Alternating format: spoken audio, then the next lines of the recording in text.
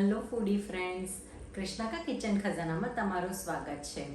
આજે આપણે બનાવીશું દૂધી મગની દાળનું શાક। દૂધી મગની દાળનું શાક બનાવવા માટે સૌથી પહેલાં આપણે કુકરની અંદર લઈશું તેલ। તેલ થોડુંક વધારે પ્રમાણમાં લેવાનું છે।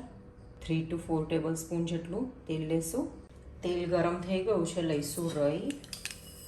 રાઈ તતડે એટલે લઈશું જીરું, હિંગ, હળદર।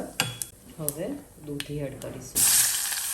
હવે મેં અહીંયા મગની દાળ પલાળીને રાખી હતી 15 મિનિટ। હવે એ એડ કરીશું। મીઠું લઈશું।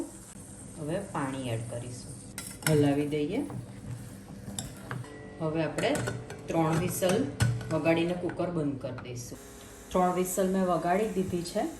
કુકર ઠંડુ થાય ત્યાં સુધીને આપણે ટમેટો ચોપ કરી દઈએ।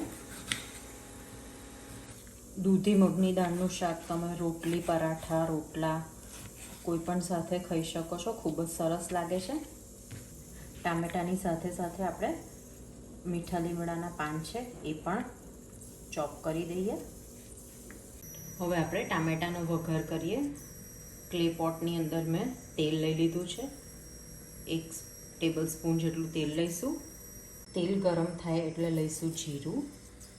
જીરું તતડે એટલે લઈશું હિંગ, હળદર, પછી લઈશું લીમડાના પાન, ટામેટાં, લીલું મરચું છે એ આવી રીતના કટ કરીને લઈશું, ધાણા જીરું, લાલ મરચું, ગરમ મસાલો, હલાવી દઈએ।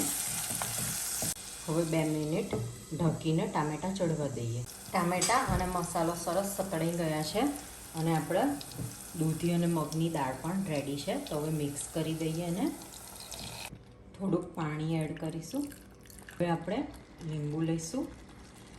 અહીં મેં હાફ લીંબુ લીધું છે। હવે એડ કરીશું ઘી, સરસ હલાવી દઈએ અને આપણું દૂધી મગની દાળનું શાક રેડી છે। સર્વ કરીએ। દૂધી મગની દાળનું શાકને મેં જુવારના રોટલા સાથે સર્વ કર્યા છે।